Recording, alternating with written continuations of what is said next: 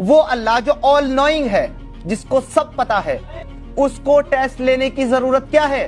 وہ ایک انسان کا ٹیسٹ لیتا ہے اس کو برائی کی صلاحیت دے کر کے.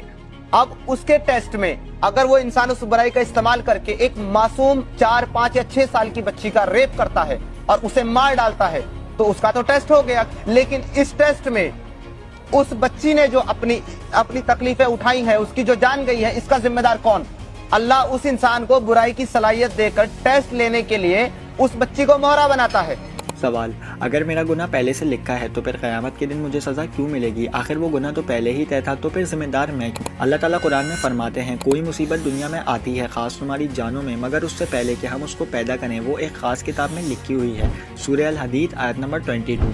اس کا مطلب اللہ تعالیٰ کا علم پرفیکٹ ہے. تمہارا پاسٹ، تمہارا پریزنٹ اور تمہارا فیوچر سب اللہ کے علم میں ہے. لیکن اس کا مطلب یہ نہیں کہ تم ایک پپٹ ہو.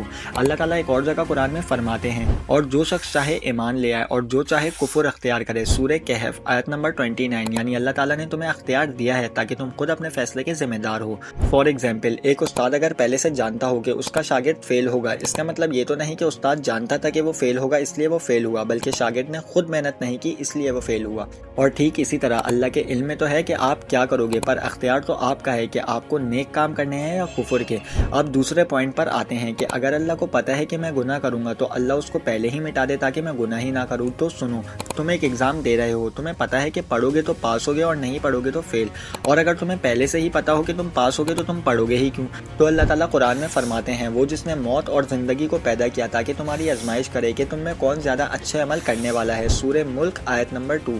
اگر ہر برائی ہونے سے پہلے ہی روک دی جاتی، اگر ہر گناہ لکھے جانے سے پہلے ہی بدل دیا جاتا تو پھر نہ امتحان رہتا اور نہ کردار نہ اختیار، سب کچھ ختم ہو جاتا. ایون کہ ہمیں دنیا میں بھیجنے کا مقصد بھی. مزید معلومات کے لیے مجھے سبسکرائب کرو.